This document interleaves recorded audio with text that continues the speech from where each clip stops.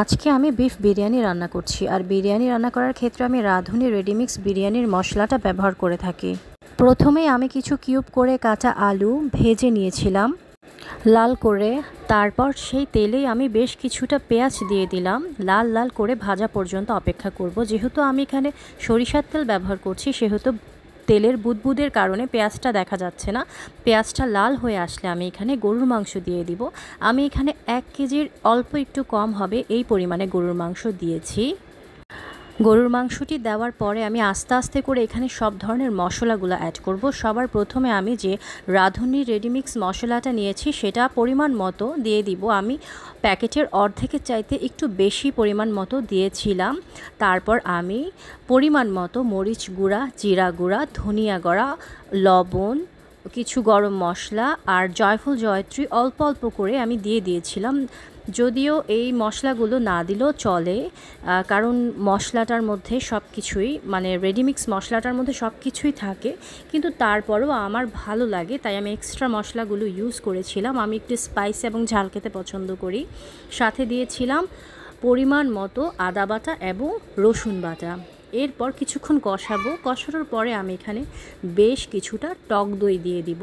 টক দই দেওয়ার পরে এবং সব মশলাগুলো দেওয়ার পরে ভালো করে এখন মাংসটাকে কষাতে হবে এবং সিদ্ধ করতে হবে। তো সেক্ষেত্রে আমি কোনো পানি ব্যবহার করিনি। এখানে আমি পাউডার দুধ পানির সাথে মিক্স করে সেটা দিয়ে পুরোটা মাংসকে আমি কষিয়েছি এবং সিদ্ধ করে নিয়েছি। অপেক্ষা করছি পুরোপুরি কষানো পর্যন্ত।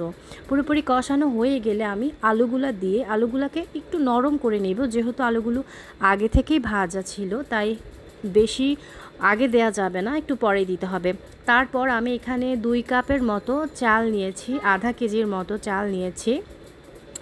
এই চালটা দেওয়ার পরে আমি ভালো মতো নাড়াবো। অনেকে এখানে যেটা করে মাংসগুলো তুলে ঝোলটার মধ্যে চালটা দিয়ে কষায়, তারপর মাংস দিয়ে রান্না করে। আমি সেটা করি না, আমি ঠিক এভাবেই করি। আমার কাছে এটাই ভালো লাগে এবং অনেক বেশি সহজ মনে হয়, খেতেও খারাপ লাগে না। আপনারা ট্রাই করে দেখতে পারেন।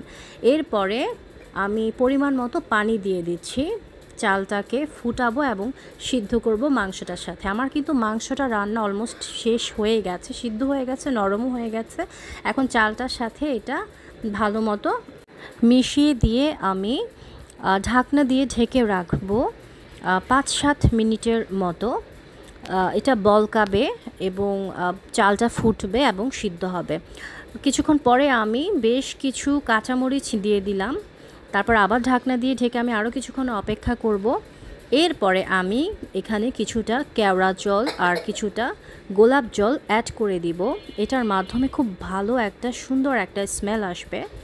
তারপর ইচ্ছা করলে আপনারা এখানে আপনাদের পছন্দ মতো কিশমিশ, বাদাম বা আলু বোখারা ইউজ করতে পারেন। আমার রান্নাটা প্রায় শেষের দিকে। এখন আমি কিছুক্ষণ বিরিয়ানিটাকে দমে রাখবো। কিছুক্ষণ দমে রাখার পরে আমার রান্না কমপ্লিট হয়ে যাবে। আমার রান্না কমপ্লিট হয়ে গেছে। কালার অনেক সুন্দর এসেছে, কিন্তু মোবাইলটা যেহেতু আমার ভালো না সেজন্য বোঝা যাচ্ছে না কালারটা।